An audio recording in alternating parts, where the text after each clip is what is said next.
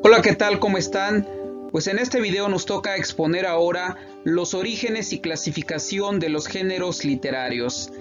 Tiene que ver con los inicios de estos tres géneros de la literatura. Brindaremos las características más importantes y sobre todo cómo se fue manejando en la antigüedad cada uno de estos géneros.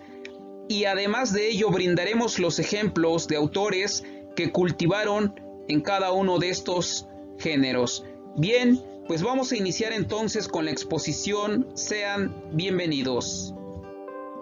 Lo primero en conocer es que el primer hombre en designar los géneros literarios fue Aristóteles. Este filósofo nos propone tres géneros nombrados a partir de la poesía. Habría que remarcar que el término poesía deviene del griego poiesis, que significa creación o producción, y aludía en su origen a toda actividad creativa. Bien, solamente nos está remarcando en esta diapositiva que fue Aristóteles el quien se atrevió por primera vez a darle un nombre en específico a los tres géneros de la literatura, como a continuación los vamos a mencionar.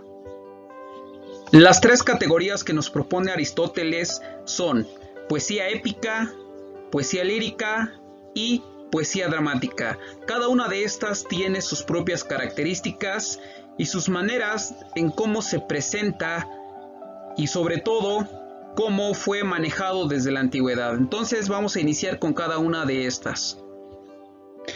Poesía épica. Su nombre proviene del griego epos, que significa narración o relato, es decir, una historia contada. Número 2. Combina las características de la poesía y la narrativa, pues aunque cuenta una historia y presenta los diálogos de los personajes que intervienen en ella, lo hace mediante versos que suelen rimar y están sometidos a un esquema métrico. Los poemas épicos suelen ser muy extensos y antiguamente se recitan de memoria ante un público. Aquí la idea central es la siguiente. Primeramente, que cuando nosotros leemos una poesía o un poema épico vamos a estar leyendo una narración, es decir, una historia, un relato que va a estar impregnada ahí en ese poema. Este puede tener rimas, puede tener un esquema métrico y además de ello pues son poemas muy extensos y que se recitaban de memoria ante un público, ¿no? Esa es la idea central de una poesía épica. Ahora, en el punto número 3 nos dice: debido a que la poesía épica describe acontecimientos externos del poeta, los sentimientos íntimos de éste nos revelan menos que en la poesía lírica. Esto es muy fácil de entender, puesto que en una narración lo que prevalece es la historia, pues por obvias razones, en este caso los sentimientos del poeta no van a percibirse y lo que se va a percibir más pues es la historia misma, puesto que es lo que estamos leyendo. De ahí que esta idea número 3 sea muy acertada, al decirnos que los sentimientos íntimos del poeta nos revelan menos, es decir, se aprecian menos que en la poesía lírica, ¿no?, que posteriormente vamos a exponer.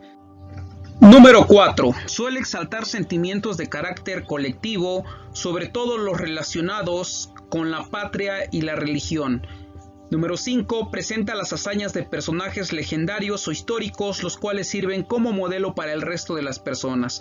Tenemos aquí dos ejemplos claros de dos poemas épicos muy conocidos en la literatura universal. El primero de ellos pues es la Ilíada y el segundo de ellos es la Odisea. Ambos poemas escritos por Homero se han vuelto unas narraciones muy importantes. En el caso de la Ilíada nos narra la guerra de Troya, cuando Paris Alejandro, hijo de Príamo, rapta a Helena de Troya, ¿no? Que en ese momento pues era esposa de Menelao, rey de Esparta, y esta se la lleva a Troya. Entonces es ahí cuando esta historia se gesta y que está escrito en este poema épico que se llama la Ilíada. En el caso de la Odisea, también escrita por Homero, nos narra precisamente los últimos 40 días del largo retorno del rey Odiseo a su tierra Ítaca, después que él y los demás caudillos abandonaron la destruida Troya. Y pues básicamente ahí se va a gestar toda la historia de este poema épico, de estas aventuras del rey Odiseo. Y bueno, pues esto es así de manera muy rápida las características de la poesía épica es decir, de la narración. Continuamos. Poesía lírica. Adopta su nombre de la lira, instrumento de cuerdas con el que se acompañaban en Grecia ciertos cantos. La lira es este instrumento musical, es un instrumento de cuerdas y que servía precisamente para acompañar ciertos cantos en ciertas presentaciones frente a un público, ¿no? Número 2. Expresa sentimientos íntimos con ayuda de imágenes y lenguaje figurado.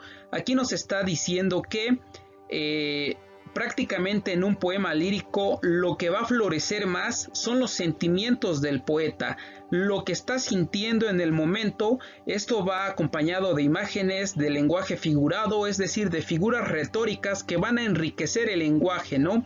Y en ese sentido, pues los poemas líricos tienen esta característica muy importante. Número 3. A diferencia de los épicos, los poemas líricos son breves, ya que en ellos el poeta expresa un estado de ánimo, no relata una historia. Y es justamente lo contrario a los poemas épicos. En los poemas líricos, primeramente son muy breves, y lo que va a denotar más en ese momento, pues, es el estado de ánimo, en este caso del poeta, y la historia como tal pues pasa a un segundo término, ¿no?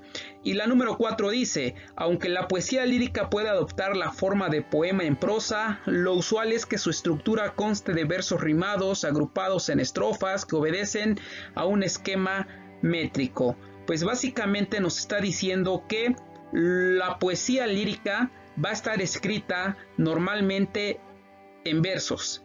En esos versos que van a ser renglones entrecortados y que van a ser cada una de las líneas que integran en este caso una estrofa y que son características de los poemas, ¿no? Continuamos entonces con los ejemplos de la poesía lírica. Tenemos primeramente los poemas de Píndaro. Píndaro escribe principalmente odas en honor de los vencedores en los Juegos de Olimpia, de Delfos, de Corinto y de Nemea. Además también tenemos los poemas de Anacreonte. Anacreonte, parte de su obra se encuentra en sus poemas Al cantar de los placeres, de la mesa y El amor superficial. Además de ello tenemos también a una poetisa que se llama Safo. Safo, en su obra se le atribuyen numerosas canciones de amor, epitalamios, himnos rituales, y quizá la única pieza íntegra que se encuentra actualmente es aquella que lleva por nombre una plegaria a Afrodita. Y esto básicamente son los ejemplos relacionados a la poesía lírica, y entonces continuamos. Poesía dramática. La palabra drama significa acción. Por ende, la poesía dramática se escribe para ser representada y muestra mediante diálogos las acciones que se desarrollan. Número 2. Por sus características, la poesía dramática está emparentada con el teatro. Número 3. Trata los acontecimientos vitales de los personajes y encarna sus pasiones idea. Número 4. Originalmente se presentaba ante un público. Bien, aquí la idea central de todo esto es que la poesía dramática se representa a través del teatro. Y cuando se representa a través del teatro, nosotros lo que observamos va a ser que recrean una historia a partir de diálogo entre personajes. Consecuentemente, los personajes obviamente cobran vida a través de actores y por supuesto encarnan en este caso las pasiones, las ideas que están redactadas en esa historia, ¿no? Y que obviamente, como ya lo comenté, todo eso es a través de ese diálogo entre personajes. Y por supuesto el objetivo era que se presentase frente a un público, en vivo y a todo color. En cuanto a los ejemplos de esta poesía dramática, tenemos que se cultivaron en dos géneros: tragedia, por un lado, y comedia. En el caso de la tragedia, hubo tres autores importantes. El primero de ellos fue Esquilo. Esquilo escribe Las suplicantes, Los persas, Los 7 contra Tebas, Prometeo encadenado, La Orestiada. Tenemos también a Sófocles, con Áyax, Edipo Rey, Antígona, Electra, Las Tranquinias, Filoctetes, Edipo en Colona. Y también tenemos a un tercer autor que se llama Eurípedes. Eurípedes escribe Alceste, Medea, las Troyanas, el Cíclope, Orestes, Ifigenia. En el caso del género de la comedia tenemos primeramente a Aristófanes. Aristófanes escribe varias comedias. Dentro de las más importantes se encuentran Los Acarnienses, Los Caballeros, Las Nubes, Las Avispas, La Paz, Las Aves, Lisístrata, Las Fiestas de Demeter, Las Ranas, La Asamblea de las Mujeres y Pluto. Tenemos a un segundo autor que se llama Menandro. Menandro escribe El Arbitraje, El Héroe, La Bella de los Bucles Cortados. Y bien, pues esto es relacionado a la poesía dramática.